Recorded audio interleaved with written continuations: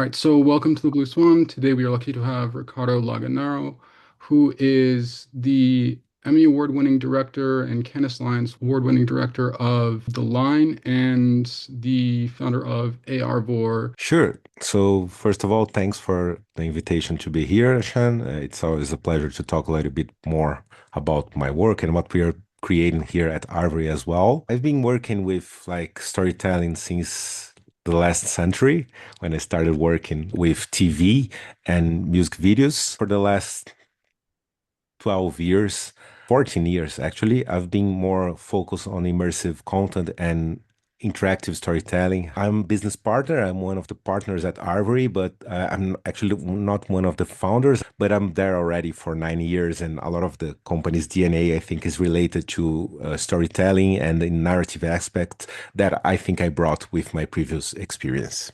One of the interesting things about the entertainment industry is that it's technically spread out through three cities, Los Angeles, New York, and London. And then Sao Paulo, Brazil is technically the equivalent of New York in South America. Designing the line, you integrated a number of emotional elements in terms of love, humanity, decision making, and that the scenery was based on Sao Paulo. Would you be willing to touch on how that played into game design? Perfect.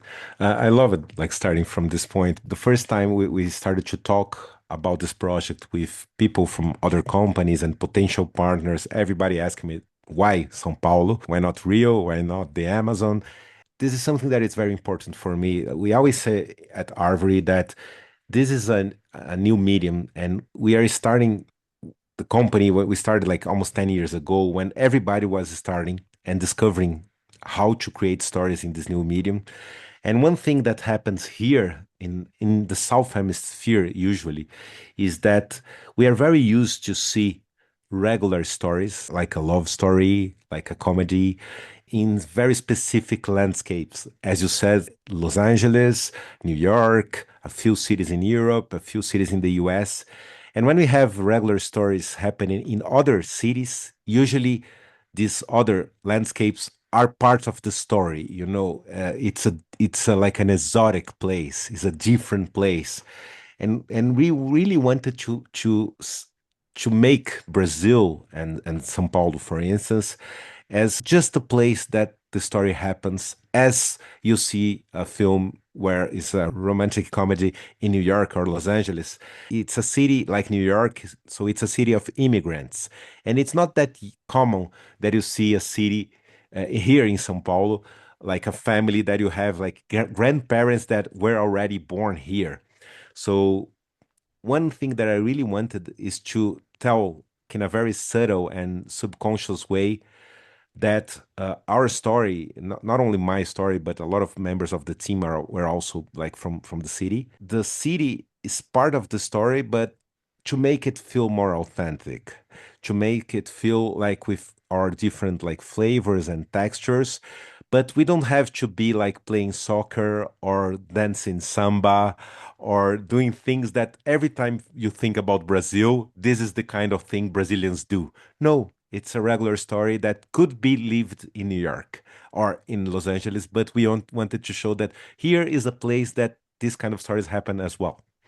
And then we think if it's a new medium and the first stories are being told in places like São Paulo, maybe we can make these different cities feel normal for everybody as well. So we can normalize seeing São Paulo or Buenos Aires or a city like Lagos in Nigeria as a city that are part of the standard of this new media and not having to be just an exception in stories. I have a close friend who actually started a company in Lagos, and so I found that interesting to hear. You've touched on different forms of media over the last couple of decades, from music videos with NX0 with 27 million views on YouTube to doing 3D rendering for 360 with Anthony Hopkins in terms of film.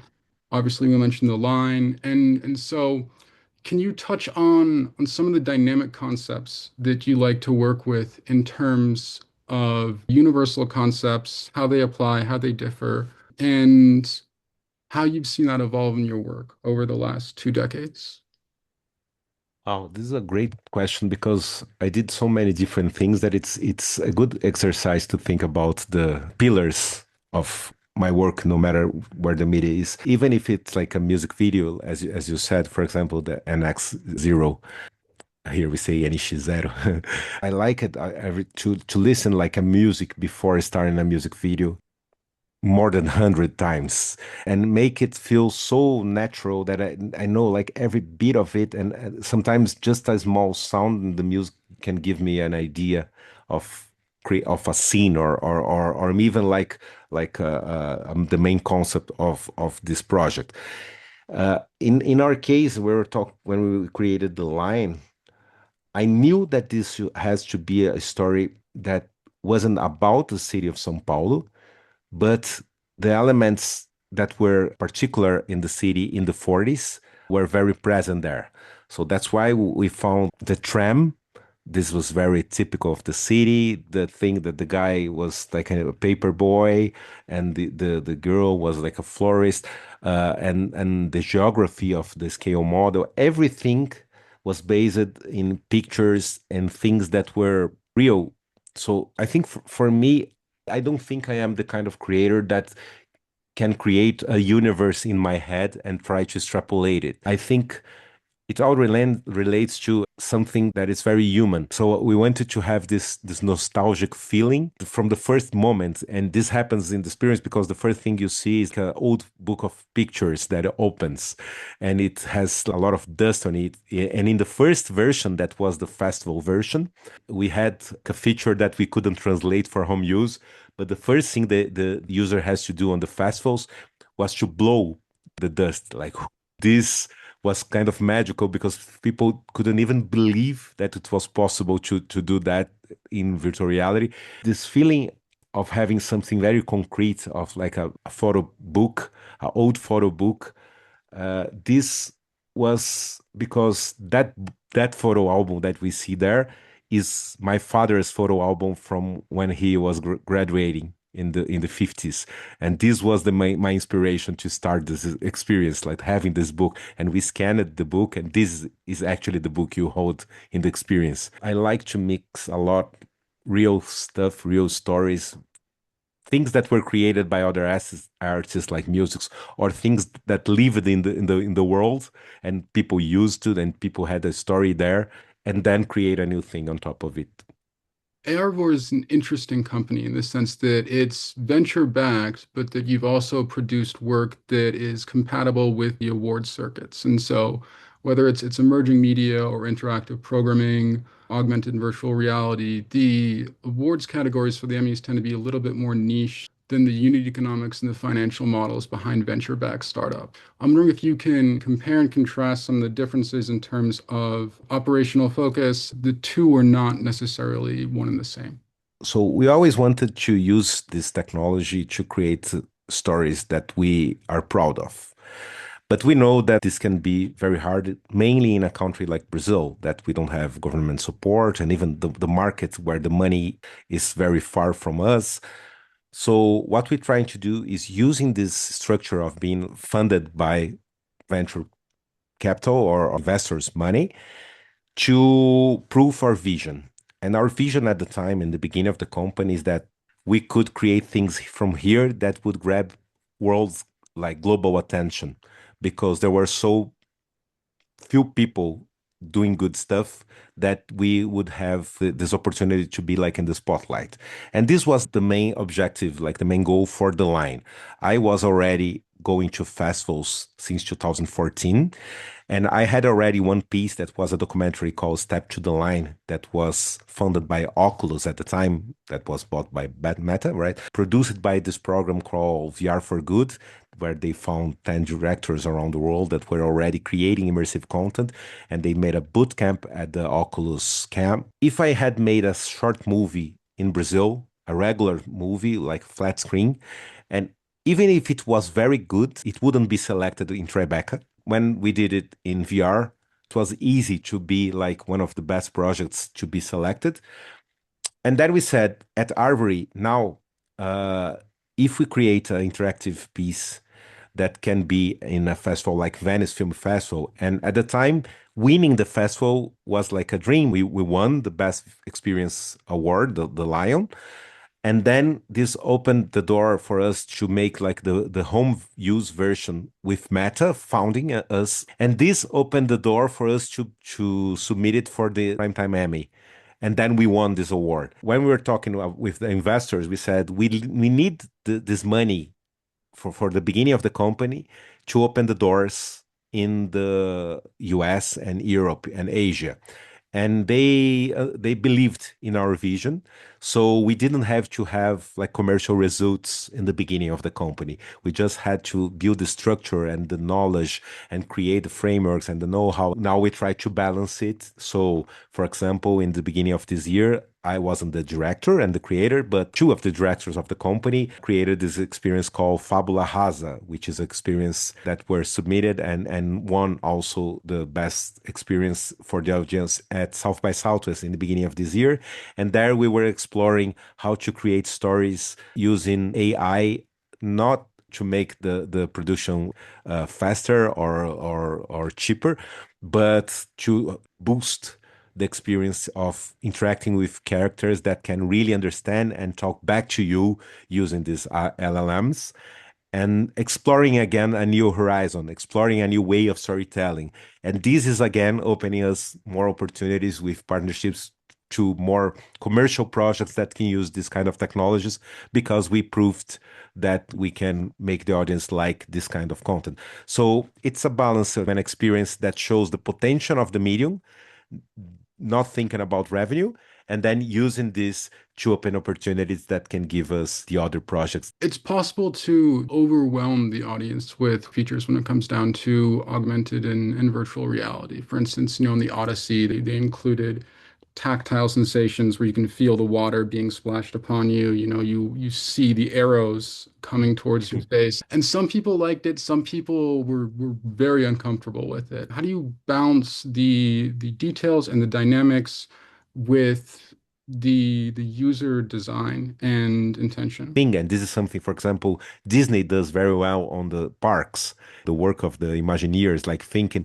how the queue before entering the ride can be part of the experience in a way that you don't feel that you are in a queue anymore and you feel that you're already living this world and understanding part of the narrative.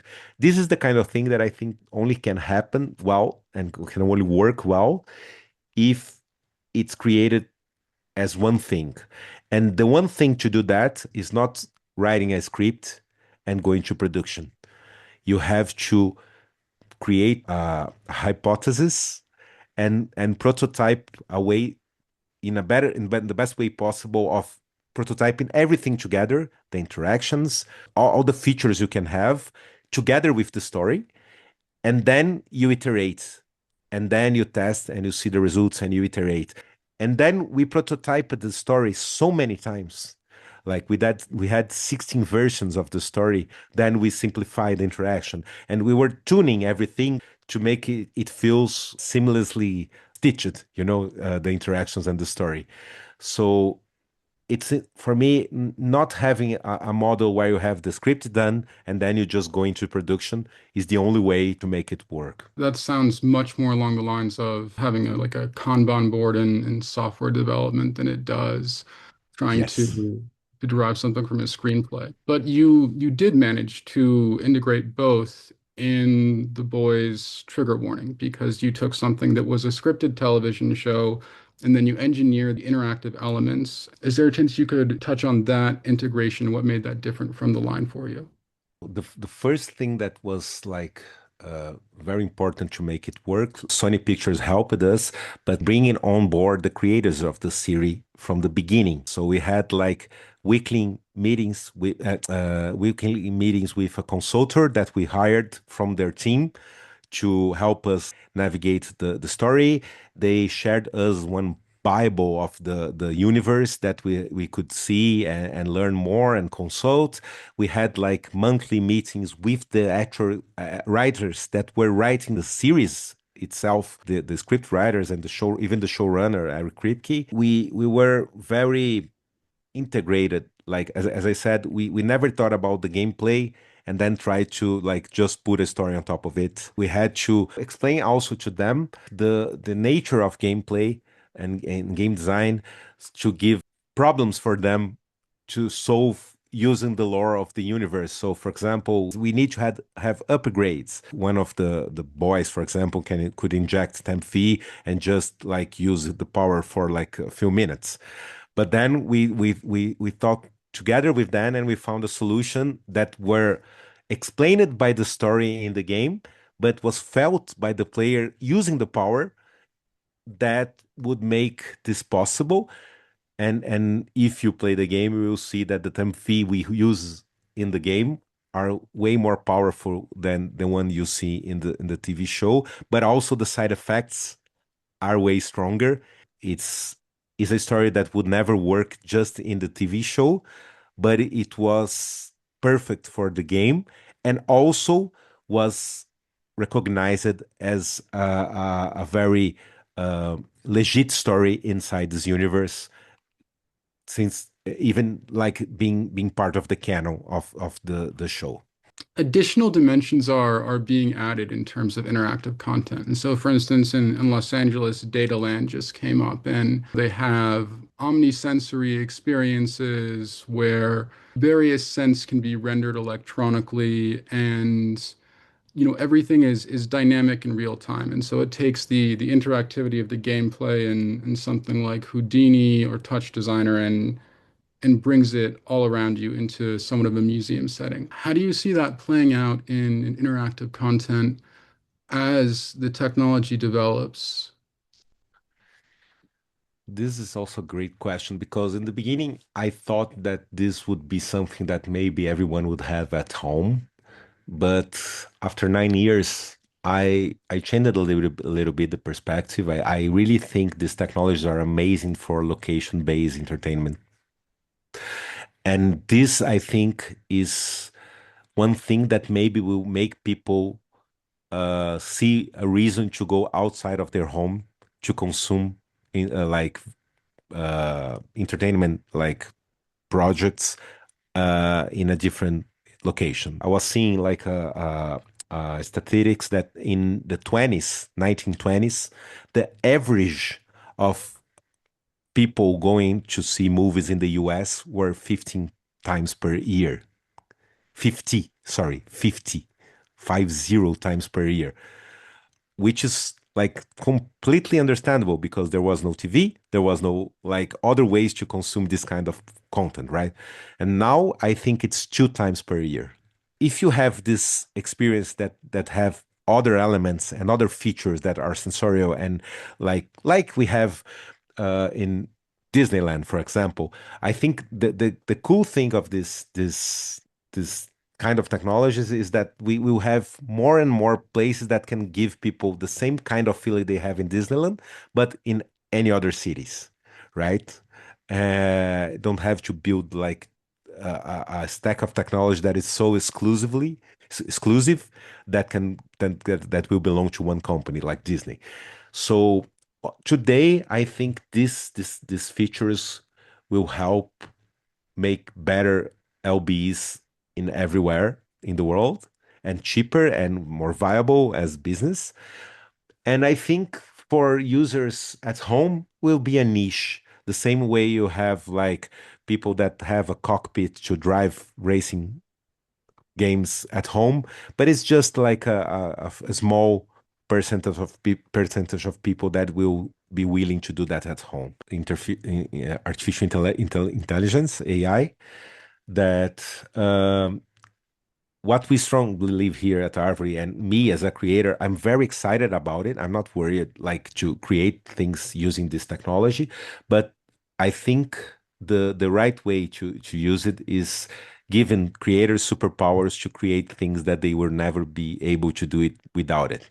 I think we can have a lot of great things if more talented people start to exploring this technology instead of trying to avoid it.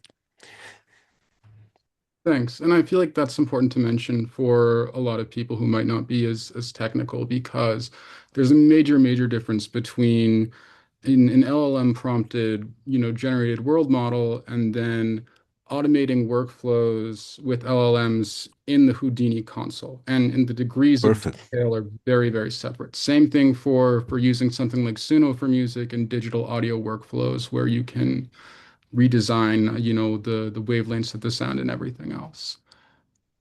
All right. Cool. So thank you so much for doing this. This was a lot of fun, and I appreciated getting the chance to pick your brain. Thank you very much, Sean. It's always a pleasure to talk about these things. I'm very excited and passionate about everything we create here. And anytime you come to Brazil, just say hi and we can show you good things around here. Happily, I would love that. Thank you very much. Anytime.